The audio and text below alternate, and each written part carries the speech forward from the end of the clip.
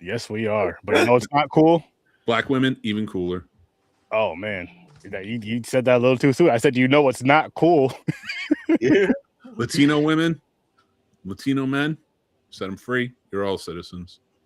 No, we very hot. I'd be the best president ever.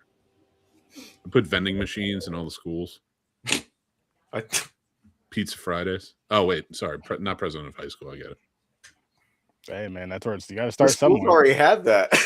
The irony here is my dad was a Education budget carpenter. would be larger than the defense budget. That is something that would be beautiful. Mm-hmm. We wouldn't have to. I would just, from now on, my defense is I will go fight whoever's starting trouble. Leader to leader. Mano a want to mano. be Let's do freaked that. out? Has anybody gone to the debt clock that's on the internet and how much we're in debt right now? I hate to break it to you, dude. Money doesn't exist, and this is all a fucking lie. We're They're asking for $200 $39 more trillion billion. in debt. We don't have money. Where are we getting it? I don't know where he's getting it. It's being embezzled somewhere. No. All right, I got to turn this camera on. Time the fuck out. Where's this we shit with owing all this money? Because when we got to pay a car note, all America ain't in on it. So fuck this we shit. I didn't give that money out. They take it out of our taxes. I didn't loan that money out. I know you guys didn't.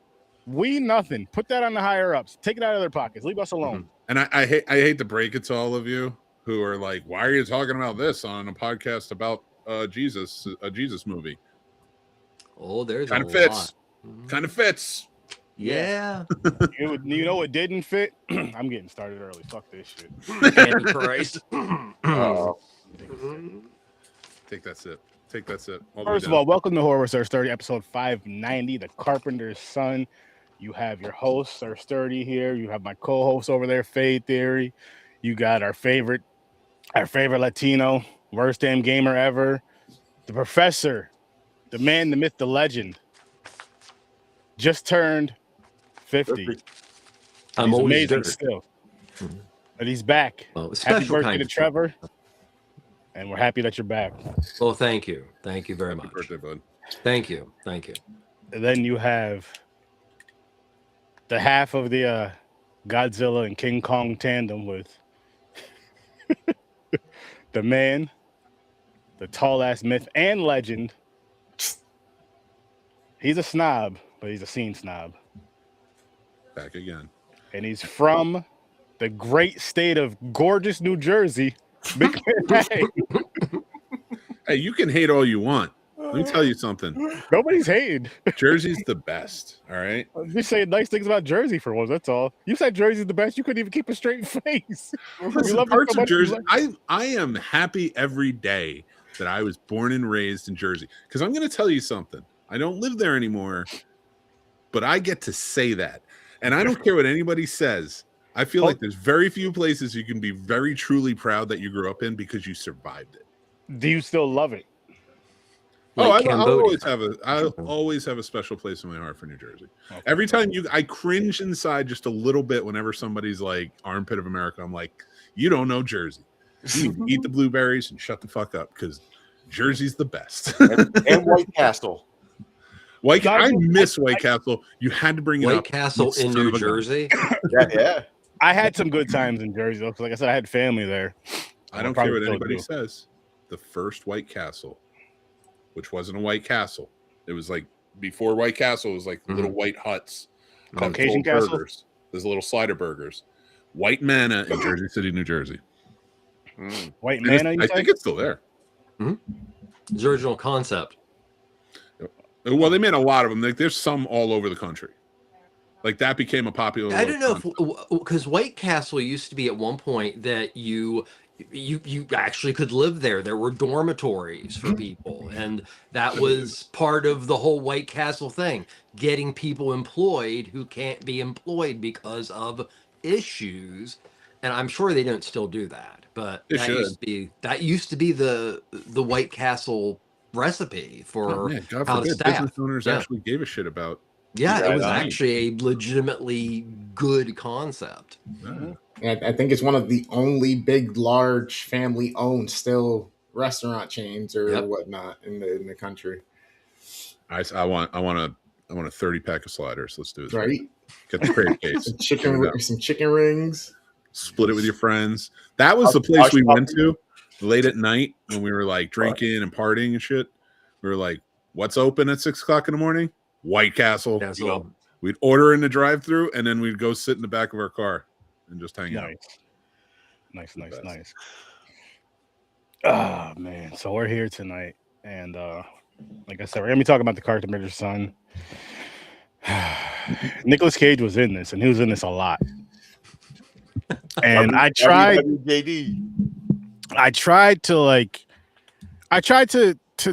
my best, man. I tried my best, but I said it in the group chat. With him playing the role he was playing, I couldn't take it serious at all. Like, I don't know if it's his overacting. I don't know if it's bad acting. It's not. I'm not even talking about my disdain for the guy. That's different.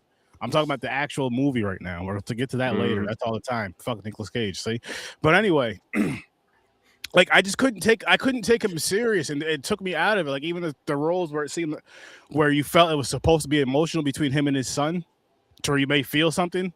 I felt fucking annoyed. I'm just like, oh my god, like it's not connecting, and it's not because I hate him. It's really not because I hate him. It's because it really was not connecting. He was not right for this role. He was not right for this role at all. Poorly written. I highly disagree, Sturdy. That too. I feel like it was poorly written, but I just feel like he should have not even been around this fucking movie. But and then I'm seeing the credits after the movie's going off, and he fucking produced it too. Like, oh, geez. God, another person.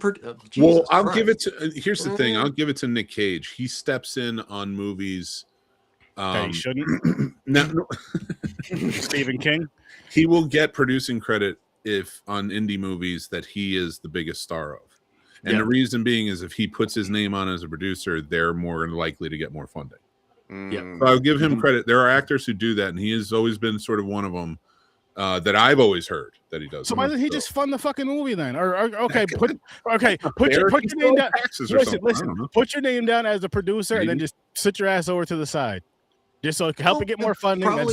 That's Christ-like. That'd be beautiful, unselfish thing. But then don't put your stupid ass in the whole fucking movie too. Now you're being like the devil. You're being selfish. But a logical salary for the film, but probably also he's also approaching all of his, even the shittiest ones, with a percentage thing.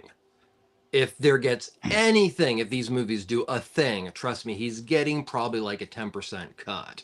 Oh, of course. Like when I say puts his name on producer, it's not altruistic. Like, I mean, it's smart. I mean, it is, and he is a big name. And I'd say that, 3 out of 5 of his films are pretty damn good, if not excellent. But there's the other two. I honestly think he did this movie, and this is a speculation for entertainment. I think he did this movie because who else is going to take this role? And I'm talking actors who can bring that type of, backing to it and things like that. Okay, this is a tough one where people probably wouldn't have wanted to touch it. I would have to see a list of actors in front of me, but I'm not sure. But I was gonna say there's a lot of actors that could bring it that are a lower tier than him that I feel can bring it and knock the role out of the park. I can't think of names, unfortunately. Ryan Reynolds. But the question really is, what other actor could generally be described as Joseph, bipolar, cross-dressing boomer hippie as Joseph? I can't think of another actor. Don't even get me started on this. Are we doing ratings first, or are we going into it? Yeah, let's dive into our ratings. And James, you want to kick it off for us? So. What was that? Bipolar what? Bipolar, cross-dressing boomer hippie. Okay. I believe it. I'm going to give this a 5.5. Mick? From Grandizer. What's happening? Yeah, It was good. You know what it is? I was until you said that, I was at a 6. I'm gonna stick with 6. It might go down or up. I'm not sure, but yeah, I don't either. That's why I'm starting at 5.5. And about the birthday gentleman, Trevor? I'll go with a 4. And there's a lot of issues with this film, but there's also a lot of good ideas. that just don't come together. Mhm. But if done well, could be almost a whole new genre of exploitation cinema. It is based on the infancy Gospel of Thomas, which is part of the Apocrypha for the New Testament. That story in itself is so amazingly different because it only follows Jesus from like around like 8 to 12, and all of the it's fanfic, especially this particular part of the other gospels Mhm. is full up fanfic. So it's just trying to like fill in gaps here to make you feel like the person's more human. But the actual gospel does it in a much more playful way. This is like somebody read that and then did coke and then binged Eggers the Witch for 24 hours. You're Oh, giving man. it way more credit, I think. Like as I was watching this movie, my problem with this movie is, and to just go into problems, because there were things I really liked about it, and I'm not going to. First of all, the movie looked amazing. I'll give it that. Little Shot too dark. brilliantly, looks beautiful. There are issues in terms of certain shots where I'm like, it could have like that looked more like green screenish than anything. But to go into the stuff I did not like, I love Nick Cage. I'm on record of he's one of my favorites of all Hang time. on, Nick. Before you just let Being Gamer give our ratings really quick before you go in, because I'm about to agree with you. Besides the whole positive shit you're saying about him, Yeah. but Gamer, what did you give this? Oh shit! I'm sorry. No, you're good. You're good. It was tough for me. I wanted to enjoy it, and the part I wanted to enjoy the most is the part that I hated the most about this movie. 4. Okay, I get it. Listen, I'm giving this movie a 1. My wife told me earlier she was giving this a 2, and she actually likes Nicolas Cage. I can't fucking stand him. Wow, nothing redeemable about this movie for you? The visuals. That right there Bad gets a 3. Lieutenant 2. The visuals, and I like Mandy. The performances. I didn't mind him. Jupe, Noah Jupe, yeah. Yeah, He's and good. We might get in a little scuffles tonight because I'm gonna defend him in this movie. I think he was the best actor in this. Yeah. No, that's what I'm saying. That's all. There was the visuals and this kid here, Noah Jupe. Other than that, Then you had that one chick that looked like 11 from Stranger Things. Well, she was playing Satan or Satan. Yeah, which is in the Bible. It's the Satan. only time we actually really hear that. As they say in Indonesia, Satan. Well, they say it in the Bible. It's Yes. Satan. Satan is in the Bible. That's the only time you really get that portion, and that's why it's attributed to the devil. When in actuality, it's been speculated it could mean God. Anyway, I don't want to get into the whole that side of it, but the actors in this, there are some impressive actors, especially some Middle Eastern actors that are in it that really, I thought, brought it. They understood like kind of what they were going for. This was billed as a horror movie about Jesus, starring Nicolas Cage as Joseph. That's how they sold this movie. I would say this is more of a biblical, cerebral horror film. See why I don't say like big words, James, because I can't talk. I'm an idiot. I write. So we were talking about it earlier, but this movie for me, like the things I didn't like about it. One, as much as I love Nick Cage and I love him when he shows up, I liked him in Jiu-Jitsu. And that's a bold statement with that movie if you've ever seen it. But I liked his craziness he brought to it and who he was. He was miscast in a major way. I get that this as a stepfather and as a Catholic, a grown-up Catholic, and I don't practice, but I am faithful and spiritual. This is a movie that could have pushed so many boundaries and been really good, and it pulled its punches, and it gave us Joseph, who's supposed to be the main character, especially building out that first act. and in the franticness of trying to protect this child, and that he realizes is bigger than himself, and it's not even his child, but he's still in it. He's going to do it however he can and keep him safe for as long as he can, and just the internal turmoil between his faith and what is called upon him and everything else. Like that is heavy in a story. That is beautifully heavy in a story. And when I heard about this, I was like, I want that, but I know what Nick Cage is going to give me, because he's limited in that heaviness. This movie, you're going to get mad at this. This movie deserved an actor of a Shakespearean type. And I have an idea who would have been cool. Ian McKellen. Is he the dude that played Gandalf or that played fucking Magneto? Yeah. I literally was thinking that when we was talking about it behind stage. I don't think they would have ever done it because he's so much older and nobody likes to, even though Joseph was that much older than Mary, they wouldn't want to, maybe he's a little bit older. But they put it around 90 that he might have died. But anyway, regardless of all that, I felt like an actor like that in this movie, first of all, there's going to be some good rewrites. You're never going to get them for this level of movie. But this was a heavy enough subject where we could have had something really good, and the ball was just dropped. But there are things I do really like about it, and as we go that route, I'll talk about it. No, I agree with you 100%. And again, like I said, it's not my hate for Nicolas Cage, and I agree with you when you said it should be that type of actor versus what we got, because it's going to tell the story so much more. It's going to make people want to pay attention to this more, want to really watch this, and maybe even watch it again. And maybe even put it in the discussion of one of the better horror movies that came out last year. Because the story, because if it's written better, and replace him and maybe one or two other people, but the rest of the cast wasn't bad, especially for the roles that they had. It could have been a really at least a halfway decent movie in my opinion, because I think it sucked. I'm not gonna lie to you guys. What do you think about this? I'm gonna throw out another actor who's I think is a better actor, or has been a better actor in the past, but is on the same level as Cage now. Russell Crowe.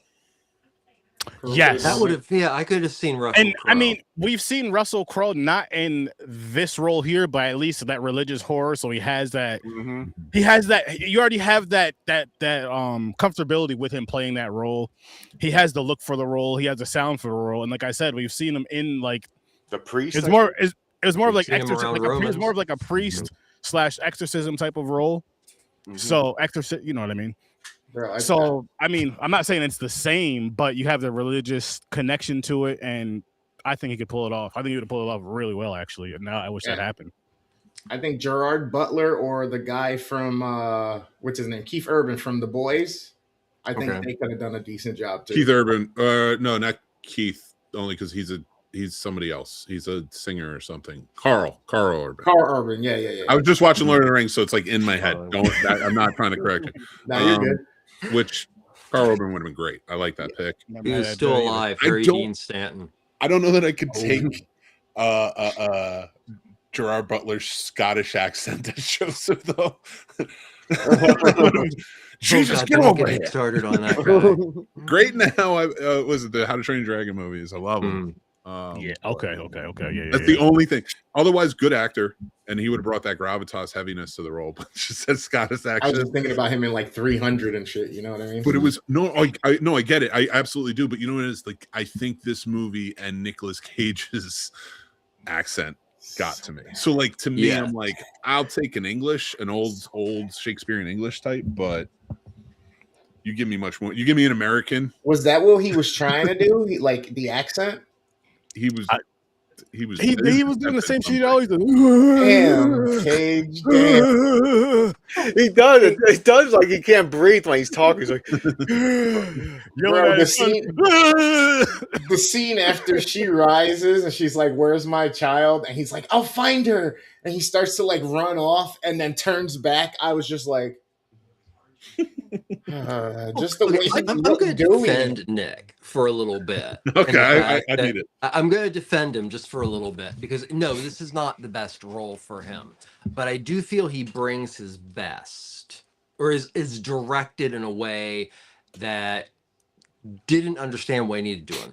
I And think one of the things that is positive comes from the beginning of the film. And there are some very awkward silences, and there are elements of time in which you just see it, just a flat effect. But when Joseph, or the boy's father, has to take a job out of necessity, but doing something against his religion, you do see in him this idea of, oh my God, do I do what is good for my family, or do I do what is good for my strength and faith? And I think Cage does a pretty good job at that. But I don't think the director, Lotfi Nathan, I think is his name, is as good as, say, like, wonderful Cage film Pig, where he played a chef, where the director was really able to pull out the quietness, and little spurts. And I think that would have been better. Otherwise, he just comes off like a bipolar asshole most of the film. I mean, also the, like, oh yeah, you are the son of, Yahweh, and all that stuff, and the snake bite, and it just gets absurd, in my opinion. Is it a comedy? Is it not a comedy? Is it a horror film? Is it a exorcist? Oh, But that's and Nick I love Cage. the fact that they Nick Cage had makes to you put the think comedy at Latin points. version of "I Am Legion" in just to be cool. But let's be serious. Nick Cage, to me, has not been an actor that you put in a weighted part for about 20-25 years. no. I will never take away, like, The Weatherman, The Family Man, like things like that, like dramas that he really brought a good. He still had his quirks, but he brought a good characterization to each role. I really enjoyed him in those. But for a long time now, he has been not phoning it in. He brings his A game, in my opinion. I know Sturdy is way against that, but he brings his A game. But for me, it's not like, you're gonna laugh when he's on screen, even if it's a drama. You're gonna he's gonna do something to make you chuckle. And when I'm watching a story about Jesus having to fight the devil at 12 years old, and what that internal turmoil does to his father, as in Joseph, I don't want that. I don't want to laugh. I want to take this seriously. And every part without him, I could. Mm-hmm. Even FKA Twigs, who isn't blowing down like doors with her performance, gave I think a good motherly, subdued performance that worked. Adequately subtle. Yeah, I would go above adequate, personally. Like, it's not great. Definitely agree with subtle. But I think for her level and what she brought to it, and the fact that I saw her in The Crow and she did much better in this, I didn't mind her. Noah Jupe. Oh God, this was better than her in The Crow. What? I said, I oh like God, this was her don't better watch the than new her in Crow. The Crow. Well, the that Crow is a remake. public service announcement. Yeah, the remake. She was worse in that. Well, that movie was just bad. Yes. As I said, it's a public service announcement telling everyone watching right now, if you have not watched the remake of The Crow, save yourself the pain and don't. I Just get watch the Thank you. original. Thank See, you. Read I the comic. can't, The original is awesome. I can't say that only because I feel like every movie is important, no matter how I feel about it. So if you watch it, hey, don't blame us. But if you watch it and enjoy it, thank us. Hey, thank you guys. I was meaning to watch this movie, and you guys brought it up again. Thank you guys so much, and you should definitely subscribe if you love or hate The Crow. Grandizer brought up Lord of War, which I think is his best acting. He is very good in that. I never seen that one. That's a great movie. Excellent. And it's his most subdued acting too. Mm-hmm. But yeah, that, like, this movie, just like, it could have been. I think it would have been talked about way more in a positive light if Nick Cage wasn't in it, even though it got talked about a lot because he's in it. But it would have been more conversations though. Like as of right now, like listen, you should go check this movie out because of boom, boom, boom, boom, boom, and this and the story. And people like, yes, it's religious, but it's not overly religious to where people that aren't religious or that not even that aren't religious, but to where they're just uncomfortable with religion. I'll say that more. So you're not gonna be you wouldn't be uncomfortable with this movie. Not to do it with this, but his acting takes Turning a lot Point away. was not going to be sponsoring this film. Let's put it that way. They should because they're the fucking devil. Like when he has like the heart to heart, and like I said, those one-on-one conversations with his son, you can't take it serious to where it's just you're just like, holy shit! Like I feel like to the point where you're like, I feel for the father or I feel for the son. I didn't feel shit. I really did not, and it was just because of that performance and with all that bullshit, it took away from the fucking movie. Like, and I'm as funny as it is, I'm being dead serious. And you guys, I know you guys love Nicolas Cage or at least like him. I don't, but you have to admit that bullshit just took away from the movie. It made it feel kind of cartoony, and I'm disappointed because I really did want to like this movie. I really did want to like this movie because I'm like, I like these type of movies. It's a little different. I enjoy the religious horror. I enjoy all horror in general. I can find any genre of something I enjoy, but to where I'm like, these are the type of movies right here to where I feel, I mean, you could say it's about every single movie, but I feel like in the horror genre, you can get away with a little silly shit with, or not a deep story with like a slasher, for example. But with this type of movie right here, with this something like this right here, you want a really good story that's really gonna grab your attention, and then the acting to pull it off, and of course the story be the writing, so that that all that to match. Like, if put it this way, if it was the acting, which I'm talking about the head actor Nicolas Cage, and the script was as good as the cinematography in this movie, for the most part, this would have been a really good movie. This would have probably been like a 7 or an 8 for me, but because it's the complete opposite of that. I didn't mind the script. I did not mind the script. I thought this was an interesting. It could have been tweaked. I mean, some things could have been in and out. I like the idea of Lilith, and like he was like falling for her, and then he had to save her from possession. I liked the internal. Like, listen, I love The Last Temptation of Christ. So I feel like it's one of the greatest films ever made. And I also like not just that, but like what was the other one he did? They did with about Jesus in the desert. It's like a smaller film, but Are you talking about Pasolini? Might be. Gospel of St. Michael? I have to look it up. It's been a while. Like, I don't even remember. It's old school. It's back in like early 60s. It has to be then, because it is. I was thinking 50s, but I always liked the story. I always liked reading it in school too. So, like understanding Jesus in that way and such. I know I don't talk about faith a lot. So like, and growing up heavily in Catholicism, like, I actually read the Bible, unlike some people who quote it. But do I remember it? Some things, most of the Jesus. I like the Beatitudes, but anyway, there's this aspect to this movie where they kind of like this interaction between him and the I can't remember the name of the devil, the girl. They're played off each other much like you would think in the desert. Except for the mud wrestling. Sorry. Fair. But I liked that aspect of it. But I like the aspect of it where they're not secluded talking to each other.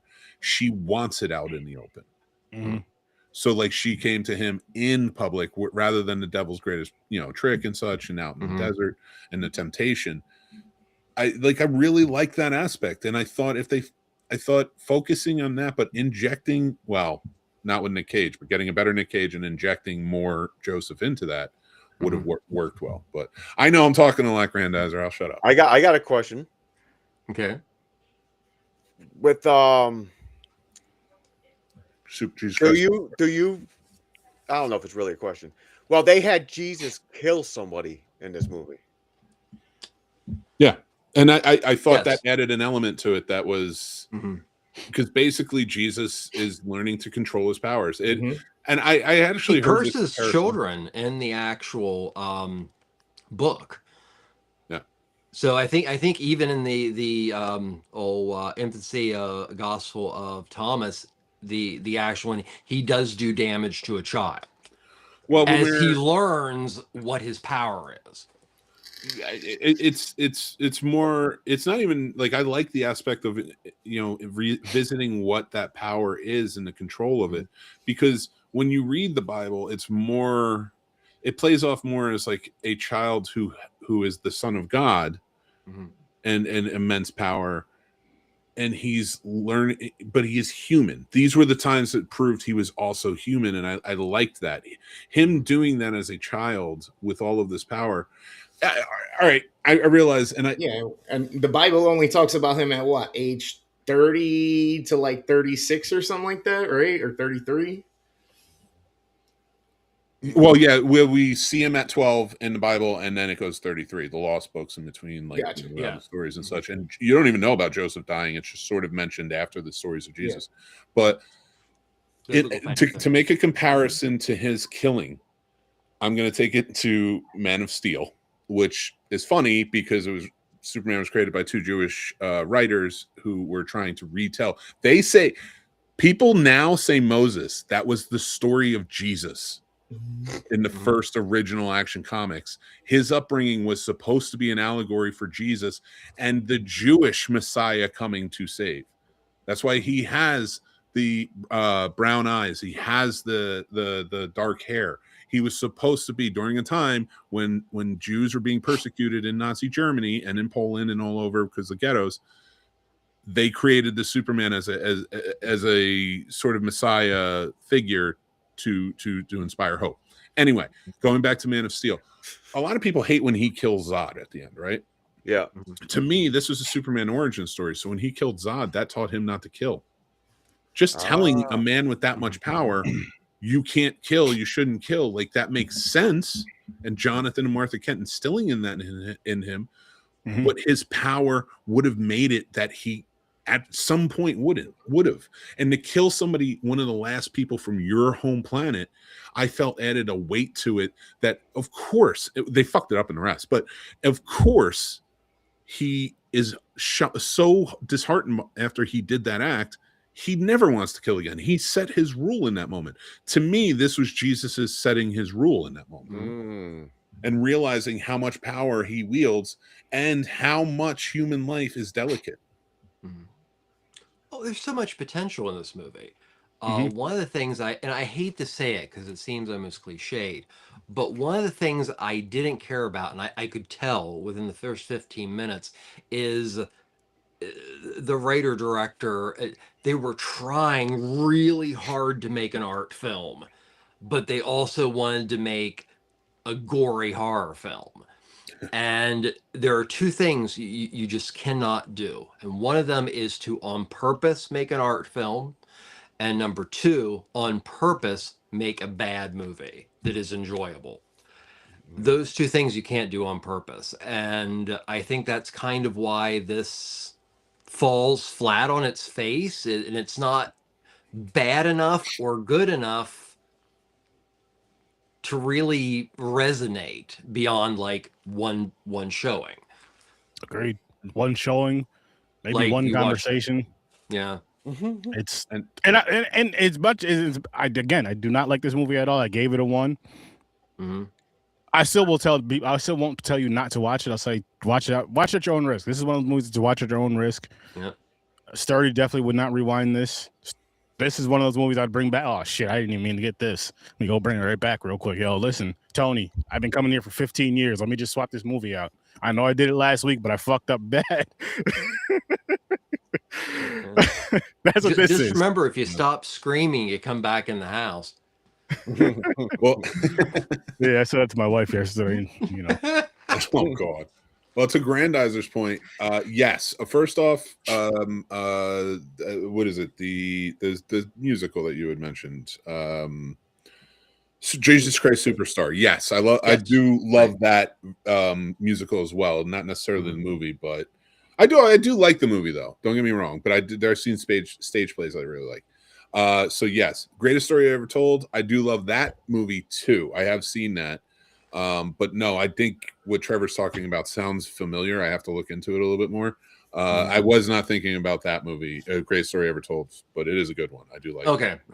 That And the one I that will I not was thinking about answer- was an Italian take. Yeah, no, Pier Paolo Pasolini, which is great. that's what I'm seeing in my head. It's been a Uh-huh. long time. Like, dude, I'm flooded with a lot of old movies right now. I I'm trying to understand, find the next totally. script.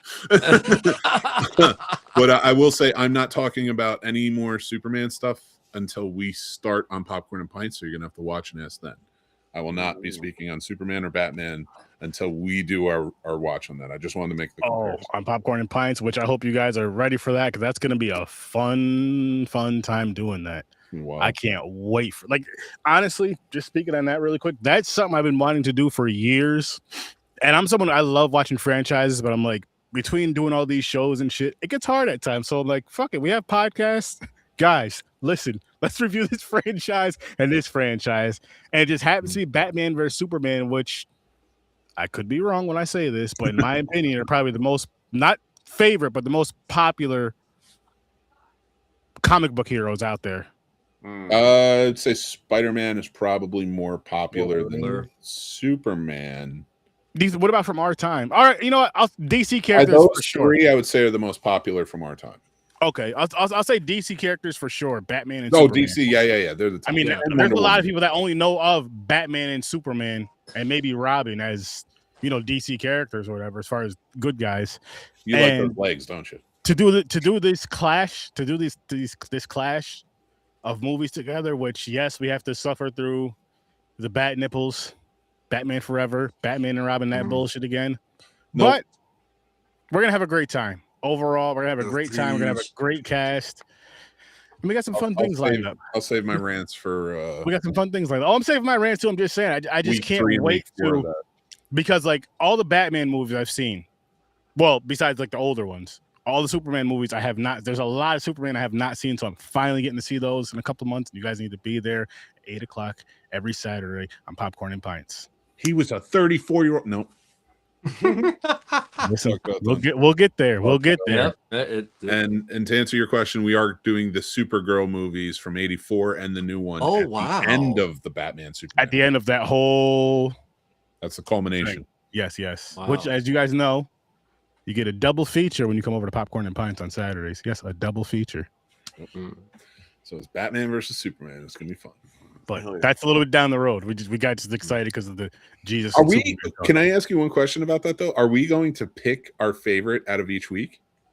I feel like we almost have to. I can't do that for the first week. Superman 78 and Batman 89. Oh, shit. Well, no, that's the second week because we're doing Batman and Batman 66. Yep. But still, I mean, we got to do it. We got to do it. It's gonna be fun, man. It's gonna be fun because what I want to see, because you said Batman 3 and 4, or not Batman, sorry. When we get to the Batman Forever and Batman vs. Robin, you said those ones, that Superman ones that line up with that are pretty Superman bad 3 too. and Superman 4. So those that bunch, I'm only excited for that's my most excited episode as of right now. That'll probably change once we watch the good ones that we actually like and have great conversations. But I'm just talking about as far as the nonsense that's gonna be going on during those two episodes, because it's like, okay, which one of these, because we have to pick which one was better. Well, let me tell you, out of weeks 3 and 4, I won't say it, but I'm gonna just edge out and say the one with Richard Pryor and the one with Gene Hackman beat that stupid bat nipple 34-year-old Robin one. See, but again, we'll get there. Only good thing that come out of Batman Forever were those cups. You know the ones I'm talking about. Yeah. Burger King, the icy ones. No, the McDonald's ones, you son of a bitch. Oh, the they were Burger King one McDonald's? was My Batman bad. and Robin. My bad. They were McDonald's. Kiss from a Rose. Got that too. Oh my God. Oh, that's Dr. Chase Meridian, man. Yeah. That's version that's of it. I'm probably going to watch this freaking thing one more time. I'm going to try to watch it because hopefully I'll be less distracted by the fact of Nick Cage's abominable performance. You're going to watch it again, and you're going to go and have a conversation with somebody you know that's really religious, aren't you? Pay attention and watch for the all the different imagery and stuff, like the one that's above Sturdy right now, that's behind him and stuff like that. Like that moment was a big moment too, because that was him just after or just before he had that realization point where he made the line, hey, we don't cross this no more. At first it was, oh snap, no, I'll judge. You know what I mean? And then look, you got the Yeah, cross next I to him judge. and everything like that. Like there's all these different things. So I'll go back and I'll watch it again for shit like that. But Another beautiful part about Nick Cage. when he That's kills like that that's kid. my favorite scenes in this movie was when they were at that location where people are chained to the wall. Yeah. And all that Yeah. stuff. I like that scene was so dark. Like the color and everything that went with it. It was like a dark, like goddamn, it's like Dante's Inferno, like fucking they're in hell or something, you know? It's like crazy. And again, like that's I wish it was like Mick was saying how it was like more with him and Satan, like more with that and more with this kind of imagery and that kind of storytelling. I think it would have done better telling the story. I think it would have done better as far as being considered a horror film. I'm not saying it's not, but you could feel it and see it more. I think it would have done better in the conversation. I think it would have done better as a movie. And again, take Nicolas Cage's ass out of this movie and put someone else in here. Put someone else in here. And it doesn't even, I mean, let's just ignore the budget for now and what he brought to the budget. Fuck that.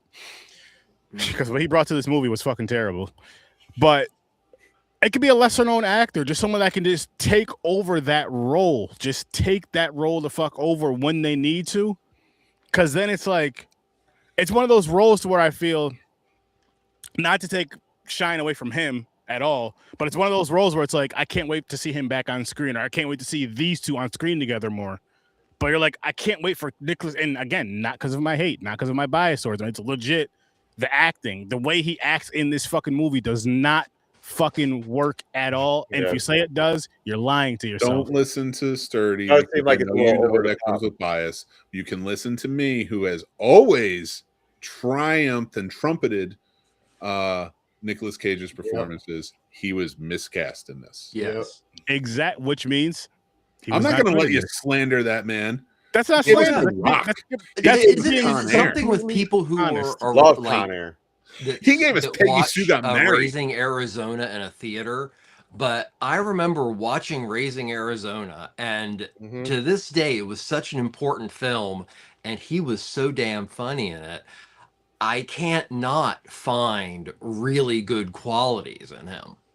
This is like a hand job with a sandpaper condom, Mick. That's not something you Jesus forgive. fuck, that's not that bad. Yes, no, it is. no. No, seriously, it feels really good if you give it a shot. This performance was bad. This was just like, what the fuck? No, I don't ever want to see this again. It was bad. It was bad, but It was awful. Was it worse than City of Angels? Now, if you had put a joint City of in his Angels. hand, What's the one, every the angel scene, it one, would have made Raising a lot more Angel? sense. oh, all right, City of Angels. I was thinking of something different. I was like, The horrible Crow remake 2? of Wings of Desire. Don't bring that shit up. first of all, Meg Ryan, you calm down. She was America's sweetheart. And Andy Sipowicz as an angel. We weren't talking about him, any of them though. We were talking Iris by about the Goo Goo Dolls. I think it's kind of ironic that Horrible remake of an amazing film. I think it's kind of ironic that you said he's one of the people who put their name on things to help it get notoriety and get some motion and momentum out there. Yet he's the person who changed his name to make sure that that wasn't how he got to stardom or made his way up. You know what I mean? It's kind of all right. a little backwards. I'm going to say this. Lord, give me the strength. I'm going to say wait. Jesus or this Jeebus kid? I'm going to say something nice about Nicolas Cage, guys. What Gamer just said there, I do respect that. Because if he's just like, you know what, I don't want my name to be, the reason why I get where I can get. Yeah. I respect that. But then on the family side of it, his uncle is probably just like, yo, look, listen, man. I've seen you act. Change your fucking name. Dude, yeah, you never noticed he never showed up in a couple of them. Matter of fact, here's some money. I'm gonna tell you a few people that we know each other.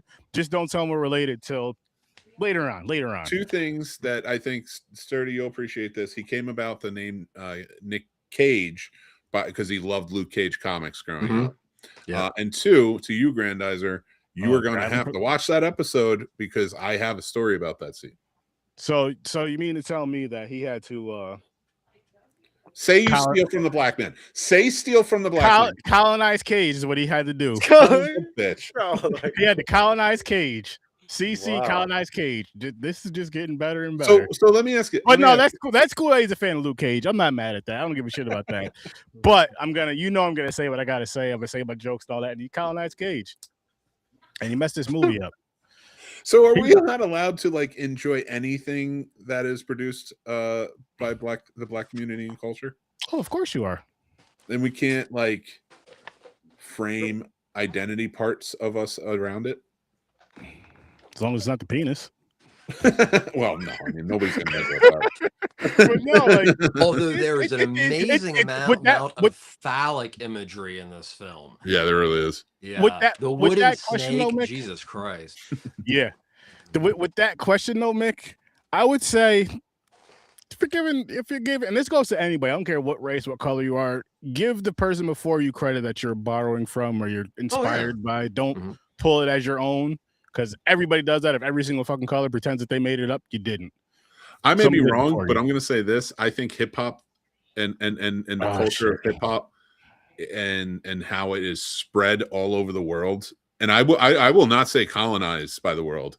I maybe too much. Like calm down a little bit, but like not the actual hip hop culture. White kids. I mean, so I mean, everybody did not want that to be successful, and look where it is now. It is a culture. You know why? Because it's the most accepting. What? Because it's the most accepting. As far as music goes, I feel like it's the most accepting. Yeah, but I mean, like now there's like it's cool as shit though. Like, I mean, from we were growing up as kids, you've seen the commercials with the hip hop influence. I mean, what was it? The '90s, late '90s, early 2000s, the rapping grannies and damn near every fucking movie for a while. And I'm not saying that. But it's a part of that though. Like, I know it's all over the world, so where you see like other cultures that have their own version of hip hop, which I think is fucking amazing. Check out the Asian cultures; they fucking kill it. Like, I'm just like, I don't know what he's. I'm like, I don't know what he's saying, but he is spitting some bars right now. Are you talking about K-pop songs? No, not K-pop. No. Like, no, these dudes that are rapping. Really? Hip-hop, They like, rap in yeah. K-pop. There's Yeah, but no. It's more rugged and straight. It's not the pretty stuff. Oh, okay. Send me a Is it song in English or another language? And if I can find something, I'll show you guys again. Okay, I was just curious. No, it's in another language. It's not in English. No, I know. Yeah. You know who colonized this movie? Nicolas Cage. He just, oh my god, and like again, I'm not gonna lie and say I wasn't gonna come on here and hate, but I can explain to my way of it, how I see him acting in this. So you know how the movie's dark undertone, like it's like supposed to be like dark. Every time he's in the scene, it's like someone turned a flashlight on, and it takes you out of the mood. Yeah. You're like, yo, turn the light off, you know. Because I did not like that. I like that because you know what that you saying that, James, remind you. Remember when you were sitting around with your friends, you have all the lights off watching horror movies, and someone gets scared, pops like a light. Yo, turn that shit off, man. Yeah, turn that off. And that's that. Now I wonder how this movie would be with another actor in that role. Like seriously, another actor in that role to see how well this would have and fix up a little bit of the script, maybe even make it a little bit darker. Speaking of actors in this film, I just have to point out, I don't know the gentleman's name. He is a Greek actor. He's only done like maybe 7-8 films, but he plays the teacher. Oh, yeah, I have no idea, but this guy is Joaquin Phoenix after having sex with Jude Law on St. fucking Patrick's Day and makes no fucking sense. Sorry, I just had to say that. And also, I did find the scene with Joseph and Mary and her feet a little foot fetishy for its own good. So, hey, Washington. I know the biblical thing with that is just I didn't get sexual as much as I got intimate. Like, and that was an intimate thing. It was actually watch it was a huge deal. Again, it didn't seem intimate with him though. It just seemed like an old dude rubbing some young chick's feet. Well, no. I don't mean intimate in a sexual nature. I mean, no. I know. I mean, I know. Nick Cage. I mean, he probably. But I'm saying the way that it was portrayed in this movie was some old ass pervert rubbing some young chick's feet. It makes sense. But it was an interesting way of that's what it was. affection between them. I mean, it makes sense, but you get somebody else in there, it'll seem better and look better, and you'll get a better feel of it as well. Again, I'm not trying to be there's a lot of Joseph or Nick anything. Cage you couldn't take truly seriously. It's like I said, you know, I'm not trying to be cross-dressing addicted. boomer hippie, you know. I'm not trying to be a dick to fucking Joseph or anything, but this needs to be said. The dude was like in his 60s and she was 14. Yeah. I don't care what age of That's what I time said. that Dean was. Stockwell, It's if he was still wrong. alive, would have Yeah, been good too. Cool. Yeah. And then God knocked her up. Listen, that's probably the only part you guys read that are on the Epstein list in the Bible. You guys should have read more than just that part, and you guys wouldn't have been alive. That's the only part the guys in the Epstein list took out of the Bible. It was Epstein Island. Jesus. But Did you just say Epstein was in the Epstein list? No. This is the only part of the. I said this is the only part of the Bible that they paid attention to in the Epstein. Yeah. Anybody on the Epstein? This is their. Yeah, we were talking about that earlier, Grandozer. Oh man, okay. Let pull something positive from the movie.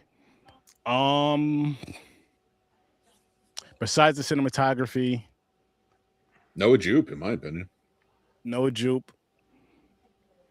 That's all I got right now, I think. I like the beginning. Very good intentions. I like yeah, I agree with that too. I like the beginning. I like the when they have to migrate because they're killing the babies, the firstborns. Mm-hmm.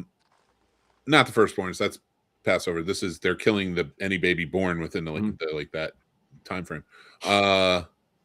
Fucking wild, and it gets dark. They throw them in a fire, it's. I'm not applauding that, but that was like where they were like, we're not gonna pull punches, and it's like, but the rest of the movie you do like what? Yeah, no. You kill a baby right in the beginning, and you don't do nothing crazy during the rest of the movie. You're like, what the fuck? Chill. Oh yeah, the baby bonfire. That was. And you couldn't even fucking high point. Like that's so wild, man, and it's so true. That happened. That said, it's a film of great intentions. Yeah, agreed. And I think maybe it had great intentions, but bit off way more than it could chew. And I still think it comes down to the fact that if you look at the 7 to 8 production credits on this film, way too many hands and too many pots for an auteur-esque, written by, directed by film. Yeah. Aaron, bring my score down to 4.5. 4.5. Yeah, okay. I didn't like it. Was it was manageable. There's some cool scenes, but it's not. I can't just say, "Oh, it's okay." I'm gonna keep it as a 6. All right. Everybody cool with their scores right now for this movie? Yep. Anybody have anything else they want to say about this movie? I have another full review. You can go watch that. I have Aaron now. I can't see nothing's popping out except for, like I said, the scene I like is when everybody's chained to the wall and everything. Everything. Oh, okay. There's a couple people can deep throat snakes. That's all I can say in this. I mean, it definitely touches upon some homoerotica in there. Oh yeah, that's your takeaway, dude. Yeah, that's the first thing I noticed. It happened once, it was fine, but when it did it again, I was like, "Well, that's number 2. They're popular." Damn. Well, James, we knew James would pull something from this. Well, one of them was Satan. Got the snake pulled out. But now it is time to jump on over to the weekly rentals. See what everybody got from Sturdy Video this week. I had 0. Yeah, James, he was busy doing James things over the week. There you go. I guess that's James things. So we're gonna kick it off with the birthday gentleman, Professor T, and his films. Cool. And let's go. Hang on, let me do something real quick. Actually, let's do this. Nope, wrong one. Boom. All right. Nice. So we'll start things off with blaxploitation film that I think was like 74, called The Black Six, which I don't remember the name of the individuals. None of them really did any more films, but almost all of the Black Six are football players. And when they're put on screen, it tells you exactly what team they're actually from. But they're a biker gang after Vietnam. And one of their a friend of theirs had his brother killed by a neo-Nazi biker gang, and that's pretty much the sum of the film. And then there's a whole bunch of ass kicking, and it's set up for a sequel that is like The Love Boat in hell. But it's a fun blaxploitation film. Nice. If you're a completist, I'd recommend it. Nice. So, At the Earth's Core. This was the 1976 Amicus. Amicus was like the little brother of Hammer in the world of horror. Starred Peter Cushing. Of course, it's based on the work by Edgar Rice Burroughs. Very kid-oriented, but really beautiful sets and some of the worst suitmation you will ever see. Can I really recommend it? Unless you're a Cushing head, not a lot. But if you love Peter Cushing and you just have to see it, it's worth seeing. 1,000% I'm seeing this. Yeah. So we have here. You spoke to me on this. Oh, Stolen Face, man. Wait, so It's a yeah, good Stolen choice. Face is amazing. Mm-hmm. So this is Stolen Face is an early Hammer film, and it also marks one of their first forays into the concept of the supernatural. Now, this film came out in 1952. That is 8 years before Eyes Without a Face. This film is about a high-end plastic surgeon who falls madly in love with a woman, but never really gets up the ability to communicate it, and decides that he's good enough that he takes a female prisoner on death row and decides to make her a replica of the woman he loves. Now, this veers definitely into the world of science fiction, but also has one major issue, which also Four-Sided Triangle has, is the female characters are way too okay about this happening. But no, I highly recommend it. It's an amazing film, and it does predate Eyes Without a Face by 8 years. I seen that movie before. Oh, Eyes Without a Face is beautiful, but this is great. And then Four-Sided Triangle is the first full-on foray to the fantastic and science fiction for Hammer. Yet again, this is three people who are raised together, crazy intelligent. The two guys are like brothers. They go to school together. They develop this replicator or reproducer. And the reproducer literally is you put something into one part, and based on all this atomic stuff and everything, you make an exact copy. So it's about the enthusiasm and all this, but it goes bad real quick because they never think about, well, what are the harmful things that could happen with something that could just completely remake weapons, could remake drugs, could do all these things like that. Well, that of course starts a little bit of discourse, but I think it's actually Robin of the two. Robin marries Lena, who is the girl in the threesome. So Bill, who's a really, really smart guy, gets really depressed and convinces Lena to get into the reproducer and make a second version of her.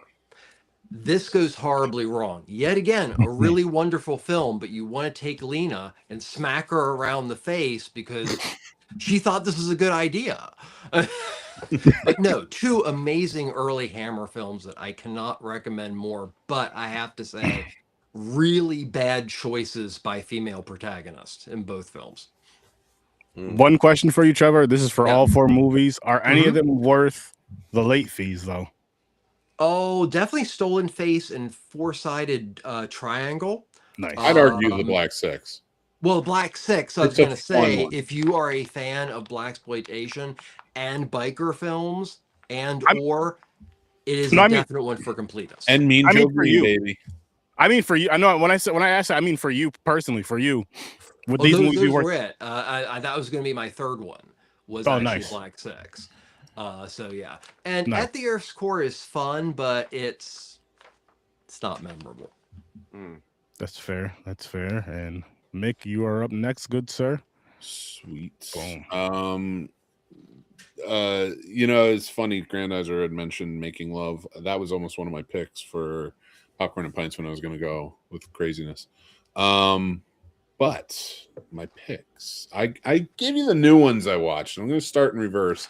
Louis Theroux, Inside the Manosphere, making a lot of waves right now because it really exposes a lot of those Manosphere type of content. I'd say creators, but they're idiots.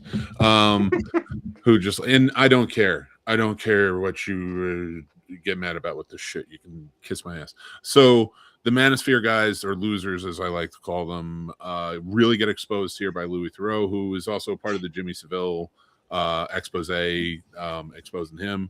And it's an interesting one. It really is. It's a deep dive into what these idiots are all about, which is nothing. They're just hollow, soulless human beings who really need to grow the fuck up and stop get out of their mother's wombs and get out there and actually become positive members of society. But anyway, to the next one, I will say these are what? Oh shit, my fault. My fault. Man, Listen, hey. I'll go with Undertone because I want to talk about Bird Names last. The Undertone's a new horror movie that just came out. It's podcaster. They do creepy podcasts where they listen to recordings of hauntings and such, and then sort of like discern it for themselves whether it's real or not. And the young lady who's on the podcast just moved in to take care of her mother, and she is experiencing a lot of the things that she's hearing in the creepy recordings. I'm going to do a full review on this, but a Sturdy exclusive. Don't watch it. No, it's just, you can watch it if you want, but it is terrible. It's not going to get a good review from me, and I will go more in depth on those. The next one, though, Slanted, might be my favorite horror movie of the year so far. You told me about this, and I want to watch this. We were talking about cerebral films. This is a very cerebral film that is going to make you think, not just during, but afterwards. And I love movies that do that. And it's well acted. It's got a lot of good stuff. I'm going to go into all the stuff I really like about it and why it's one of my favorites, and stuff that I had issues with. But I definitely think go support that one. That one was fantastic. So Slanted is a good one. It's about a young Asian girl who really wants to be prom queen, but only blonde hair, blue-eyed girls get it. The white girls get it. And so she goes to get a medical procedure done where it doesn't just like whiten skin. It's not like the Michael Jackson, whatever he had done, where lighten the skin. She turns into a different person. Oh, wow. And it's unrecognizable. And that's the whole purpose of that sort of service is if you want white privilege because you're dealing with a lot of racism, why don't you just join them? Sort of thing. It's it's a lot. It's topical. It brings up a lot of things to think about. And at times it's very heartbreaking and beautiful. So one of my favorites of the year. Sorry to gush on that so much, but I'll do a full review. You can go check that out. And the last one is a short film. So I have been getting into birding with my son. He's really into bird watching. He loves it. I've been getting into it with him doing it. So we've been learning more and more. This is a new documentary that just came out last week. It's 22 minutes. It's on YouTube. You can watch it. And I can always send the link if you want it. But it's ornithological surveyors, also bird watchers, go out and they're looking for a bird called the Townsend warbler. And while they do that, it's one of the birds that's going to have its name changed soon because Townsend was the one who discovered it or whatever, named it, was a slave owner and a piece of shit. So this is these birders going out there and talking about that and how, because they are a different mix of races and orientations in it, and they talk about what it means to them to make the names more inclusive about birds. If you guys will hate it, because I know you like guys. it. But But it if you, sounds good. well, no, and Trevor, you like everything, so I'd never tell. It's not about you, buddy. And not, you know what I mean, like everything. You're willing to watch everything. So I do support short films, and I wanted to put this out there. If you have a short you would like me to review, I will do it with respect. I will do it constructively, and I will make sure that when I do it, I will never steer away from your movies or anything like that, unless you straight up come with offense. Unless you throw something at my way that's like we mean to offend. But if you want to throw your short films out to be reviewed, please do. This one was a good watch. If you're really into birding, I think you'll really like it. Sorry. No, you're good. But no, what I do want to say about Slanted before we go on to Gamer next is just from what Mick was telling us earlier this week and in the group chat and all that other stuff, that may end up on the wheel, because that shit sounds very interesting, and it sounds like it'd be a really fun discussion, like more so than just watching it alone and whatever. Like, I would like to really have a discussion about that one, so that one may end up on the wheel. But Gamer, your turn, good sir. What's happening? All right, so I actually started out the week. I'm going to go from the other end. Just when I got done last week with our podcast, playing live on Pluto was Scream 1. So I had to sit there and start watching it because Scream 7's been making a rage. So I'm about to get down with Scream 7. So I'm starting to watch all the Screams. I will watch 7 after that. Scream, in case you don't know, it's about a bunch of high school kids with their dog that can talk, and they like snacks, and they're running around trying to figure out who's calling the home and is a masked murderer. They're trying to pull the mask off the murderer's head. I'm kidding. That is Scooby-Doo. This is by the horror great Wes Craven. If you don't know, he's done things like Hills Have Eyes and Nightmare on Elm Street. It stars Nev Campbell, it stars Courtney Cox, it stars David Arquette, and a bunch of other good people in it that had very short-lived careers for some parts. But funny, it also starred the guy who played Shaggy in Scooby-Doo. Go figure. It's a good movie. It's a slasher movie. There's a premise going on where there's a killer on the loose, and he's calling the individual and playing a terrible, horrifying game with them. And there's a twist and turn, and there's a link to the past. Go watch it. For this one, I end up giving this one. I love Scream. I know I'm among the crazies of the majority of the people that are in the minorities of the people who actually like the franchise. I actually give Scream a 7.5, 8. Yeah, I'm going to go with 7.5 just because it's slightly dated, but I still do enjoy it. I feel like the series has gone in a decent direction and then lost its way and now is coming back. So if you're a fan of Scream, watch Scream 7, go check out part 1.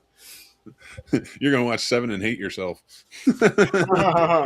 Then I started watching Baki, the anime. We're hopping over to the other side. I reconnected with a cousin that I have not seen in many, many years. We were talking anime. I told him about Solo Leveling as well as the car racing, drifting, Initial D, and MF Ghost. If you guys don't know and you're car fans, you're going to want to go check those out.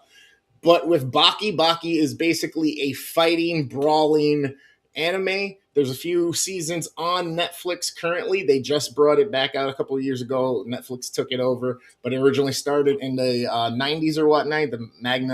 The comic book manga started in the 90s. It's all great old school style anime for the original first few seasons, and then it gets better and better and better. And I jumped in with the Netflix stuff and immediately said, oh, wait, there's this many more seasons.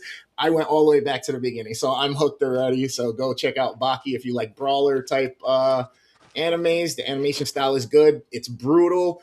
There's fisticuffs. There's morality. There's battle between dad and son because the main character is the son of the strongest man alive. So there's a whole bunch of other things. And there are 7 or 8 seasons of this thing. So there's plenty of content and spin-offs for you to go enjoy and then throw yourself with. Can I ask, because you said you compared it to Solo Leveling, is it like I watched Solo Leveling, I really enjoyed it.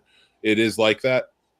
It's honestly, it's not like Solo Leveling. It's more like this other anime that I watched that's called Windbreaker, where Windbreaker, there's factions of like teams that are fighters and they protect their town. This is more like there's levels to the game of fighting. And there's this like ringer in the mix that this kid is like 16 and he's fucking everybody up. Like he takes a few lickings, but at the same time, messing the shit up. And then there's this whole other convoluted story that comes in with other fighters from around the world and his dad, which he kind of knows some stories about but doesn't. And then finally, like through this whole series, he actually fights side by side with his dad. Fucking Chris went from Baki is great to, but Mick, you should watch this instead. That's Baki. Yeah, I thought you were talking about Windbreaker. Oh no, no! That's what I'm saying. Windbreaker was the factions of the schools and the fighting. I'm gonna check out Baki. Worldwide type shit with different people and it's like old style where everybody got muscle on muscle on muscle. Yeah. Yeah. There's one dude that looks like Ronnie Coleman. Oh, in the newer ones, Muhammad Ali plays a role, and his son comes back and plays a role in the newer ones. That's awesome. Yeah, that's crazy. He finesses and fine tunes his foot style. Yeah. Oh, that's awesome. I like that. Yeah, it's pretty cool. It's a good show. And then I went down with the Ninja Turtles Out of the Shadows. This one stars a zombie girl, the Green Arrow, and a bunch of bunny rabbits on shells in the sewer with a squirrel. And they like pizza and donuts. No. If you don't know who the Ninja Turtles is, then obviously I just fucked your whole world up. It's about 4 turtles that got ooze on them. They live in the sewers with their dad who taught them fucking karate, ninjutsu. And they saved New York City. And their favorite snack is pizza. I wasn't lying about that one. But if you don't know about this one, go check it out. It does star Stephen Amell, who did play the Green Arrow in the DC Arrowverse and Flashverse there on CW. It stars Megan Fox. She was the zombie girl. She was in Jennifer's Body. And then there's a host of other people who play a bunch of the other turtles in the movie, which I don't know who they are except for the one big brolic dude that plays Reacher. He plays Raphael. That's the only thing I know. But I do love this. I love they bring Casey Jones in. This is not my favorite one from them. The first one in the series is my favorite. I give this one a 7. Yeah, I give this one a 7. I would give the other one an 8. But yeah, check it out. Worth the late fees if you like to stay up late and just watch action movies. Can I just say that these set of like the 1990 version is my favorite, of course. But the first one of this, because this is the sequel to the 2014 version, that movie came out the day Robin Williams died. Oh, wow. And I was so heartbroken over Robin Williams. I went to the movies and just watched anything that was on. And it was the first one of this. And to add to why, because I know people are going to bitch and moan about your review and giving it a positive review about these movies, but I found something positive about that experience. And what it was is I sat in the theater heartbroken over Robin Williams by myself in Virginia on a cold, wet, rainy afternoon, and 4 kids with their mom were sitting behind me. And listening to them watch that movie made me realize why these movies are so special and they should continue, is because by the end, they were all like, let's go play Ninja Turtle. I want to be Raphael. And it brought me right back to childhood and doing it. And then that's why I have like a very big deal with like when people put down kids' movies and stuff. It's like, it's not realistic. And it's like, shut the fuck up. Right. Because there are kids out there who are inspired by these heroes, who are happy to watch these heroes, and they have a place. And I'm tired of cynical assholes who say that. So, Chris, not even the movie in. To add on, we talked about this. It's getting harder and harder for kids to even be able to have an imagination because we just tell them sit down, shut up, and here's an iPad. Nah, having an imagination is very important. But really quick, just to add on what you were saying though, Mick, for people to say that this movie's stupid, it's too kiddie, or it's not realistic. A lot of the shit that we watch is not realistic. So shut the fuck up when it comes to that. That's one. It's a superhero movie too. Yeah, like, Avengers. Like if anybody that watches Avengers said that to a child, take your hand, whatever you hit hard with, and smack yourself twice. You know who says Avengers is more realistic and Ninja Turtles isn't? Are the guys, the manosphere guys who work out and they think because they work out in the gym and they're ripped that they could be Captain America or they could be that, and like they could live this because they're at the peak, and then they rip into like the Ninja Turtles, like arguably like from an adult perspective, they are shitty movies, but from the heart of a kid perspective and having watched them again with my kids, they're fun and they have a place, and that's what we need to remember, and we got to stop being so cynical about Listen, here's what I say to those type of guys. one thing they'll have in common with the Ninja Turtles is that they're going to get an ooze on them, just not going to be green ooze. It's not going to make them masters. Damn. Haters. But with that being said, I got Gamer, last one. what is your last one? And then The Long Shot. It actually stars me and an old college friend of mine who became a political superstar. No. Dude, I get called Seth Rogen on every live I do. You can't take that from me. No, and they call me like stupid Seth Rogen too. They don't even call me like. I'm just like, oh, I can't even have the talent too. I really have fun with The Long Shot. It's kind of a cool story. Kind of an everyday man, geeky kind of stoner guy. Has a friend who is a very high and powerful political figure. She is with him for a while throughout her journey on her campaign, I guess you can say. She's dealing with some things while she's keeping in mind she wants to run for further advancement in office. And they slowly kind of develop a love, and her role in her position, it's kind of inoptimal for their type of love, I guess you can say, because of optics and politics and all these other things. It's a good time. It had me chuckling at many times. Because it is Seth Rogen, I would say it probably helps a little bit if you indulge some. I did, and I was smiling the whole time, and it helped change my mood, and it was a great time. I gave it a 7.5. A solid week this week. I wouldn't say this one's worth the late fees, but definitely worth the watch and definitely worth some time. All right. So I did watch. There's a movie. I only got 3 watches. One was a remake of the other film, which I'll get into. So I'm just gonna kick it off with Shudder and Shudder. And the one that's on the left came out in 2008. The one that's on the right came out in 2025. The one on the left, basically the same story. The one on the right took place in Korea. One on the left took place in Japan when 2 Americans moved to Japan. Basically a couple, they're driving. Like the husband's a photographer, and the wife's driving, and she's talking, whatever, looking at her husband, and they hit somebody. It's like into an accident, like a hit and run.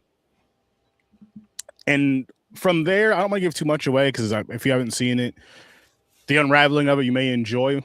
So paranormal events happen that answer a lot of questions in the end as to why, things are going on throughout the whole film. Interesting concept.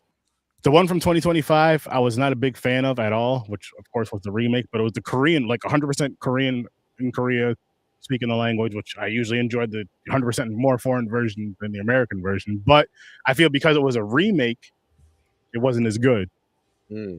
What I did find out, I forgot what I was on because I post, what I'm watching through. We're all over the place now.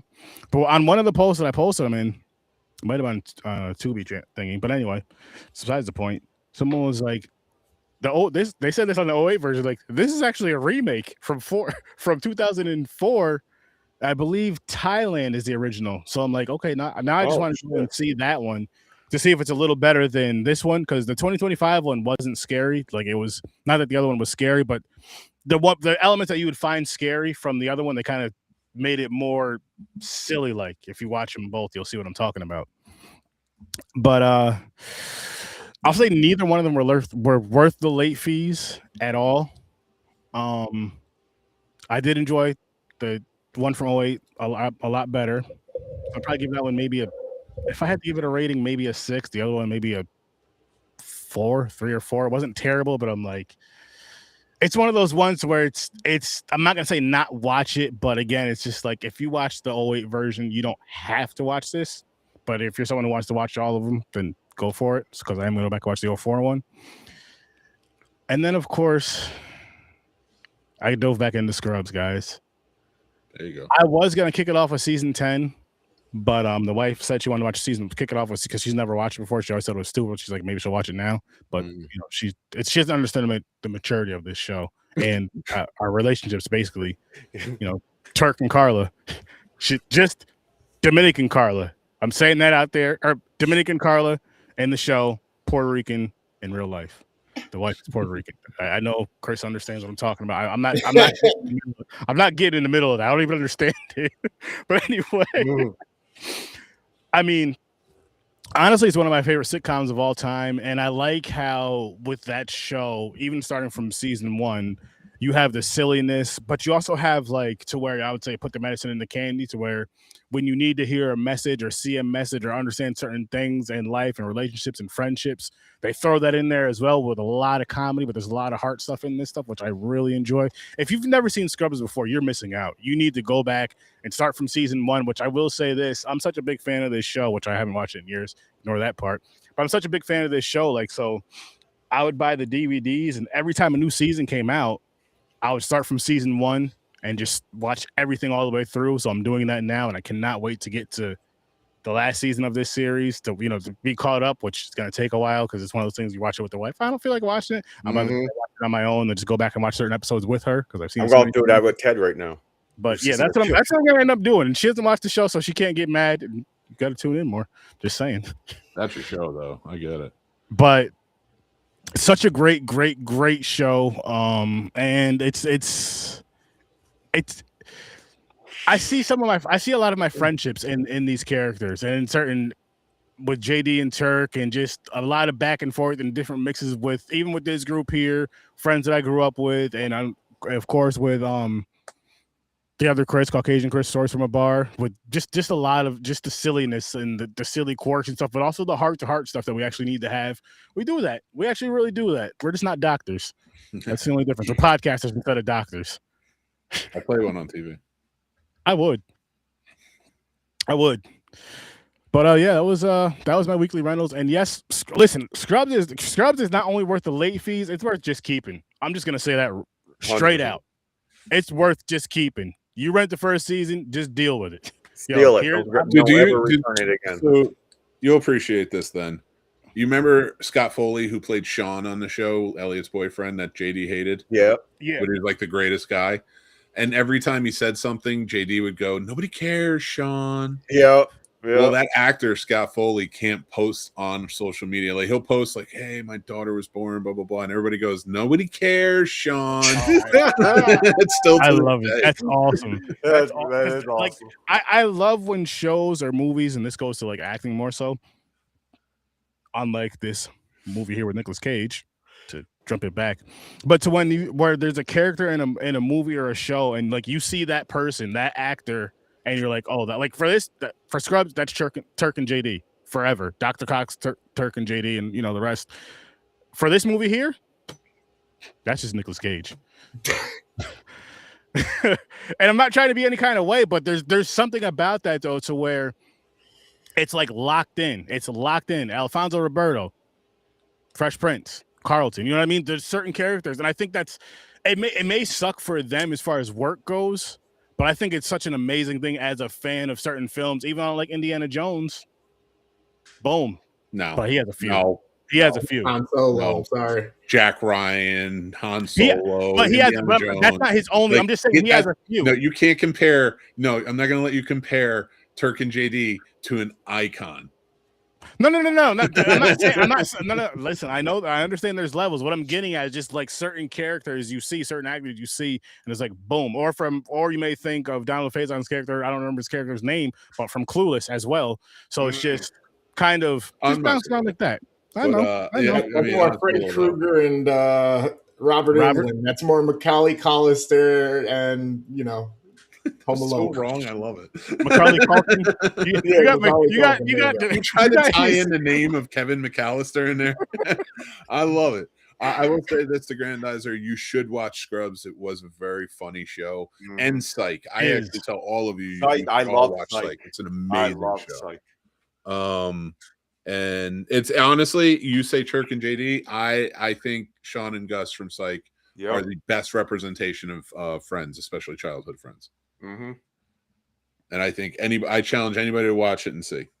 I mean, I'm not going to go against that, but the thing I will say, what is so cool about Turk and JD's on-screen friendship, they end up becoming real best friends in real life, which I think is just beautiful. Oh, I love their friendship. I don't take it away, but I think they'd agree with me. I don't know. Like I said, I've never seen that show. I would check it out. Aaron, definitely check that one out. Psych is awesome. It's funny. It's especially if you're a Scrubs fan. Yeah, crime fighting. Dude, he's okay. he pretends to be a psychic and solves murders for the Santa Barbara Police Department. It's because he's grown up. His dad taught him to look at everything Alpha. and all the clues. Together. That was a good one. Together. It wasn't great. It wasn't great, but I liked it. I never heard of it. Together. Came out last year, right, Mac? Yep. Yeah. It's Dave Franco and Alison Brie. Ooh, Alison Brie. Dave Beautiful woman. Like, you perv. Like, we knew exactly what was on your mind in that moment. Community. That's where I remember her from. Who is she? Alison Brie from Community. She was yeah. Yeah. Nice. That was another great show. Yeah, I like that show too. Oh my God, Community was great. The weird Indian dude. Yeah, him and Childish Gambino. Childish Gambino, yeah. After he was off that show, quick tie-in though. They wrote a joke when on the 5th season when Donald Glover, Childish Gambino was leaving.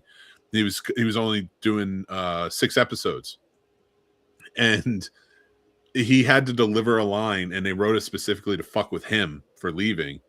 About Scrubs, and he's where they're talking about, well, you know, Scrubs always has a reinvention, just like the 9th season of Scrubs Med School, and Zach Braff only lasted about 5 episodes in that, and he quickly turns around and he goes, "Son of a bitch! All they've done for him." And the next episode was his last episode. Oh shit, that's awesome! That's awesome. That show is so freaking funny. Though. Yeah, it is good. It really is. That's why I'm saying I'm pushing. Psych, because it's on that level. Anybody who likes those shows loves Psych. It's like you take Scrubs and Monk and they're best friends in real life too, Sturdy. So that mirrors what you're saying. Like they came back for every movie. They hang out together. They're on each other's TV shows. They legit became best friends. Yeah. And you know the other two, Maggie Lawson and James Rodriguez, almost got married. They were dating on the show. Sure. Okay. That's awesome. Julia and Sean. No. That's awesome. But there you have it, though, people. I mean, another awesome, exciting episode of Horror vs. 30. The movie wasn't so great, but the podcast always is. And I hope you guys had a good time with us tonight. Grandize, I'm glad for you being here. And anybody else that was here with us tonight, I'm glad that you were all here. And I hope you have a great night. Make sure you guys check out Fade Theory. Make sure you guys check out Worst Damn Gamer Ever. Make sure you guys check out the Scene Snobs, which I know they're going to be live tomorrow night at 8:30. Back again. Be back here Saturday. Or sorry, yeah, be back here Saturday. Saturday we are got some Popcorn and Pints going on. Stephen Curry. Storm of the Century over on Popcorn and Pints. Make sure you guys are right over there. It's another 4-hour miniseries. I've never seen it. Mick has seen it in the lab. Maybe because I think the wife wants to watch all the Stephen King stuff. Oh, I don't blame you. I'll keep you posted. All right. So yes, be there, and then of course next week for Together with Us. Together with Us, we're close, but we didn't grow up together. Not saying we're not close, but definitely best friends in the office. I don't think Have we're like not grown up together, but they have been inside each other. Nah, that was surgery. Warm like apple pie. Took out his appendix. James is just like, I was knuckle deep. But again, we're gonna have it. We're getting out of here. Grandizer, you two have a safe weekend. Hope to see you Saturday on Popcorn and Pints. I'll see you in your nightmares. Peace.